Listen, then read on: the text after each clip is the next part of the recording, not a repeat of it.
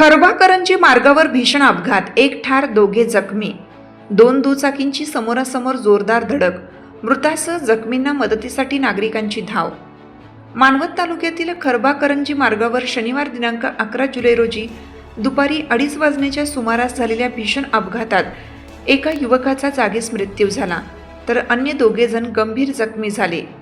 दोन दुचाकींची समोरासमोर जोरदार धडक झाल्याने हा अपघात घडला असून या घटनेमुळे परिसरात शोककळा पसरली आहे.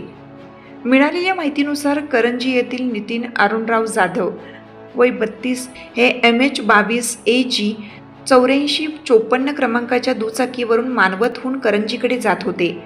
त्याचवेळी झोडगा गावाकडून MS16 DN 4024 क्रमांकाच्या दुचाकीवरून स्वप्नील विष्णुपंत पवार आणि रामा वामनराव पवार हे रूढी पाटीकडे निघाले होते. खरबा-करंजी मार्गावर दोन्ही दुचाकी समोरासमोर आल्यानंतर त्यांच्यात अतिशय जोरदार धडक झाली. धडकेची तीव्रता इतकी भीषण होती की दोन्ही दुचाकींचे मोठे नुकसान झाले. अपघातात नितीन जाधव यांच्या डोक्याला गंभीर दुखापत झाल्याने त्यांचा घटनास्थळी मृत्यू झाला, तर स्वप्नील पवार आणि रामा पवार हे दोघे गंभीर जखमी झाले. अपघात होताच परिसरातील नागरिकांनी घटनास्थळी धाव घेत जखमींना मदत केली.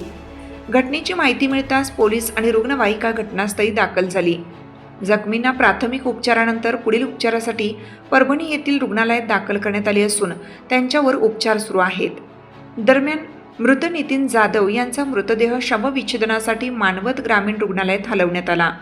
अपघाताची माहिती मिळताच पोलिसांनी घटनास्थळी पंचनामा करून दोन्ही दुचाकी ताब्यात घेतली असून अपघाताचे नेमके कारण शोधण्यासाठी पुढील तपास सुरू केला आहे. या अपघातामुळे काही काळ खरबा-करंजी मार्गावरील वाहतूक विस्कळीत झाली होती.